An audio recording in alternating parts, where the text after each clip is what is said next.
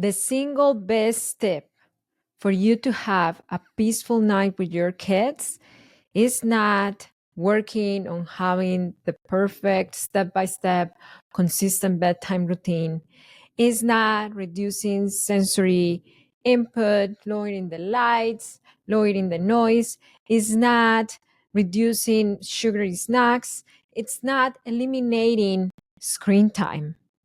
The single best step to have a peaceful nighttime with your kids relies on you, the parent.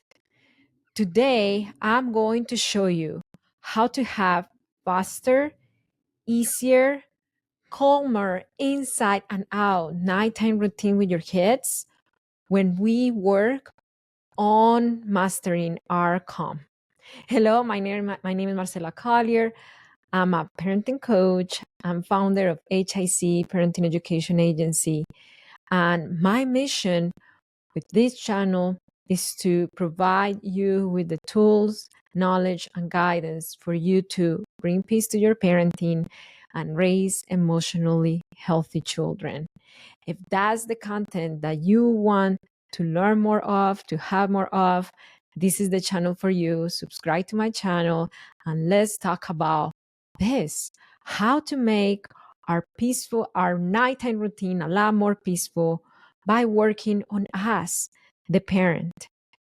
So in coaching, I was helping a parent who was having a rough time with her child. She had a 2-year-old at the time. That was a long time ago. I would say that was about 4 years ago that I helped this parent, but I would never forget the story and what happened after. So the story was that, let me know in the comments if you relate to this. My child won't stay in bed unless I yell. My 2-year-old won't stay in bed unless I yell. And it's so hard for me because I don't want to yell. But I feel that if I don't get to the point of yelling, my child would not fall asleep. So this was a parent who was looking for solutions. I'm here doing an Instagram live at the same time. She was looking for solutions on how to get her child to stay in bed without her having to yell.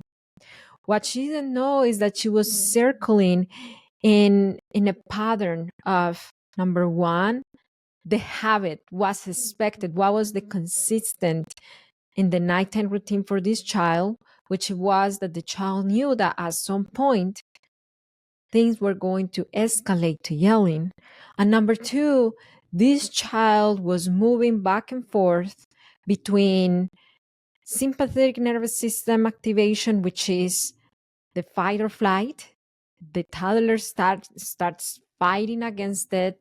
And then the nervous system, according to nervous system science, if we don't regulate, if we don't calm down, the second step or the higher step of this regulation is to shut down. So it makes sense why this toddler went on a cycle of activation, fighting the parent to shut down and staying in bed, not because they are calm, but because their nervous system is so dysregulated that it shuts down. So this parent wanted to get out of this cycle. This parent wanted to do better. Is that you? But they didn't know how. Because growing up, they didn't live, they didn't experience or witness what it took to help a child calm down. They didn't receive that growing up. So if you are on that stage, if you are in that stage of your parenting journey, especially during nighttime, I encourage you to take a step back and think, when you were having a rough time going to bed, the days that it was harder for you to fall asleep, how did your parents or caregivers reacted or responded to you consistently? Did they leave you alone? Or did they help you calm your nervous system down? Did they tell you to go back to bed and to not get out of the bed, and then you felt alone, you felt without the tools to help yourself?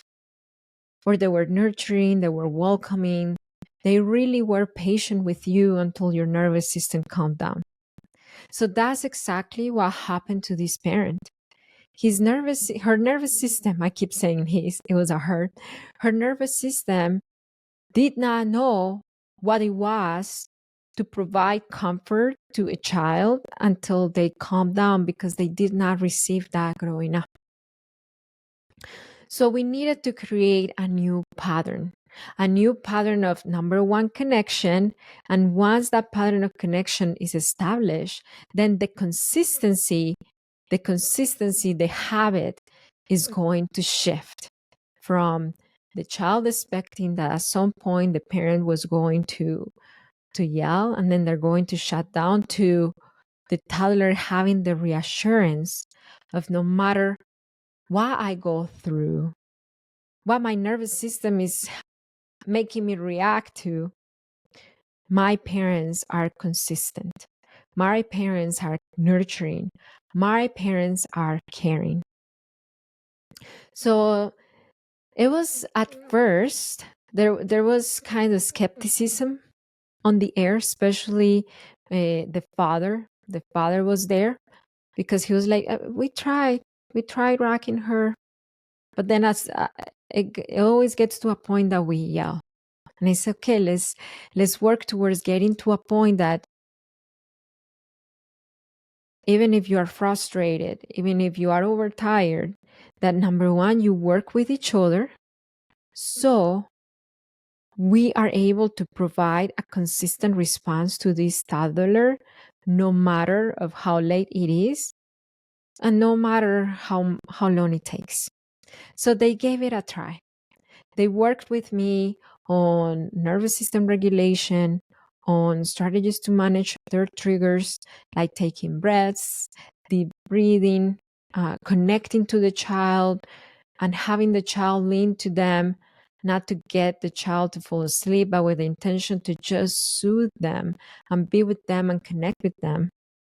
And then the next week, they came back and they said, wow, this works. My toddler, at the second night, she started just falling asleep in our arms, and she didn't fight so much.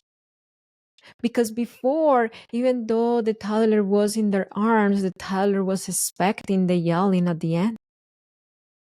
Now they were building a new pattern of consistency, of warmth, of welcome emotions, of, you are connected to us and we are your safe space no matter what. And that was taking to the child to feel a lot more relaxed, calm, and she fell asleep a lot faster. A calmer nervous system goes to sleep faster. That's, math. One plus one is two. Nervous system math. 1 + 1 is 2. If your nervous system is calm, you get sleepy a lot faster because you imbibe the good hormones, oxytocin, melatonin. All those great hormones produce sleep.